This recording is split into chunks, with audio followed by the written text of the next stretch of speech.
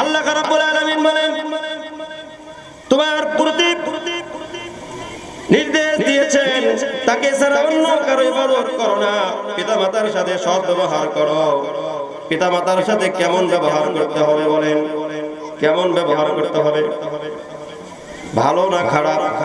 আমার মুসলমান ভাইরা, আমরা আমাদের পিতামাতার প্রতি ভালো ব্যবহার করি। একজন যুবক, একজন সন্তান মায়ের সাথে বাবার সাথে অত্যন্ত ভালো ব্যবহার করে, কিন্তু কি যে এক ট্যাবলেট খায়, কি যে এক তামাশায় পড়ে যায়, কি যে এক হেমরুদিতে পড়ে যায়। যখন ওই সন্তানকে বিবাহ করানো হয়, বিবাহ করানোর সাথে সাথে ওই সন্তান মার সঙ্গে খারাপ ব্যবহার করা শুরু করে দেয়। তবে সবাই না, অধিকাংশের কথা বলতেছি। আমার মুসলমান ভাইয়েরা, ও আমার যুবক ভাইয়েরা, আমার মা, তোমার মা, আমাদের মা, যিনি আমাদেরকে 10 মাস ধরে গর্ভে ধারণ করে তিলে তিলে বড় করেছেন। বাবা সাদা ছিল, ফর্সা ছিল, বাহিরে কাজ করে অটো চালাইয়া কত কষ্ট করে শ্রম দিয়ে ইনকাম করে বাবা আমাদেরকে লালন পালন করেছে। কথা বলেন ঠিক কিনা? সেই বাবা পর হয়ে যায় একজন স্ত্রীর কারণে। ও যুবক ভাইরা, আমি বলবো এই স্ত্রী যদি কোনো সামান্য একটু এদিক ওদিক হয়, বেশি এদিক ওদিক হয়ে যায়, তার খরপোশ যদি বেশি দিন না দাও, তাহলে তালাক দিয়ে ডিভোর্স দিয়ে চলে যাবে। এরকম ঘটনা বাংলার জমিনে ঘটতেছে কিনা বলেন? কিন্তু আমার মুসলমান ভাইয়েরা, মা বাবাকে যদি কোন সন্তান যদি খরপোশ না দেয়, খাবার যদি না দেয়, দেখাশোনা যদি না করে, জীবন চলে যাবে। কিন্তু মা বাবা সন্তানকে কখনোই ভোলে না। কথা বলেন ঠিক কিনা? এই জন্য আল্লাহ রাসূল সাল্লাল্লাহু আলাইহি ওয়াসাল্লাম বলতেছেন, আল জান্নাতু তাহতা আকদামিল উম্মাহাত, সন্তানের পায়ের নিচে, মায়ের পায়ের নিচেই সন্তানের বেহেশত। বলেন সুবহানাল্লাহ। মায়ের পায়ের নিচেই কি সন্তানের? আমাদের পুরুষের পায়ের নিচে জুতা আর হলো কি মাটি, কিন্তু মায়ের পায়ের নিচে কি জান্নাত।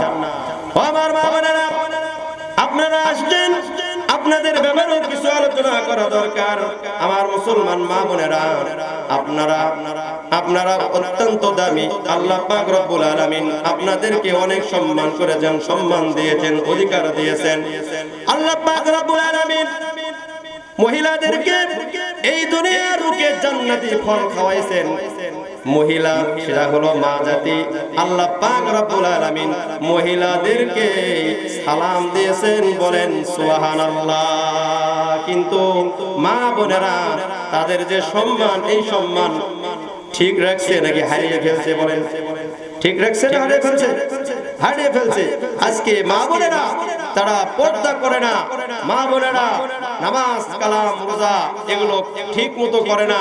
মা বোনেরা তাদের যে আসল পরিচয়, এই পরিচয় ভুলে গিয়েছে।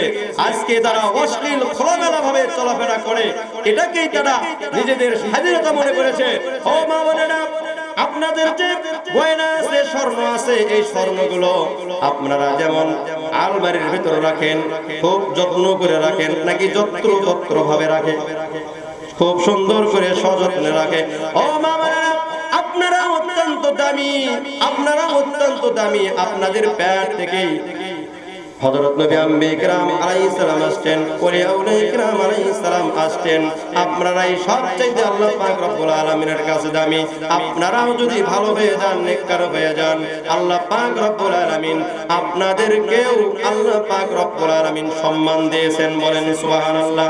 ও মা বোনেরা, আপনারা যদি শুধুমাত্র 4টি কাজ করেন, তাহলে আল্লাহ রাসূল সাল্লাল্লাহু আলাইহি ওয়াসাল্লাম বলেন, জান্নাতের যে দরজা দিয়ে ইচ্ছা সেই দরজা দিয়ে জান্নাতে প্রবেশ করবে। বলেন সুবহানাল্লাহ। আল মারআতু ইদা সাল্লাত খামসাহা, যে নারী 5 ওয়াক্ত নামাজ আদায় করবে, ওয়া সামাত শাহরাহা, এবং রমজান রোজা পালন করবে, ওয়া আতাআত বালাহা স্বামীর অনুসরণ করবে, ওয়া হাফিজাত ফুরুজাহা এবং লজ্জা স্থানের হেফাজত করবে।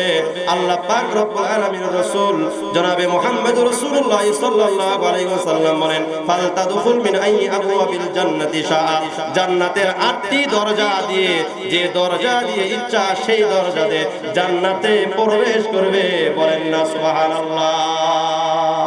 ও মুসলমান মা বোনেরা, ও মুসলমান ভাইয়েরা, এই জন্য আমাদেরকেও, আমরাও মুসলমান, আমরা সবাই এই জন্য আমরা কার হুকুম মানবো বলেন?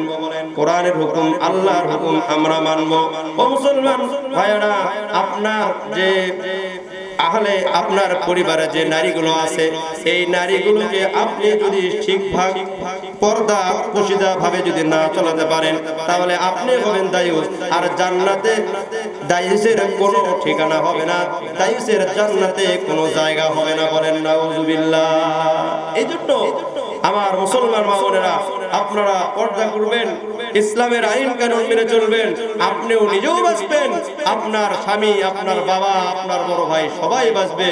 আল্লাহ পাক রব্বুল আলামিন আমাদের সকলকে কোরআনুল কারীম মেনে আল্লাহ পাক রব্বুল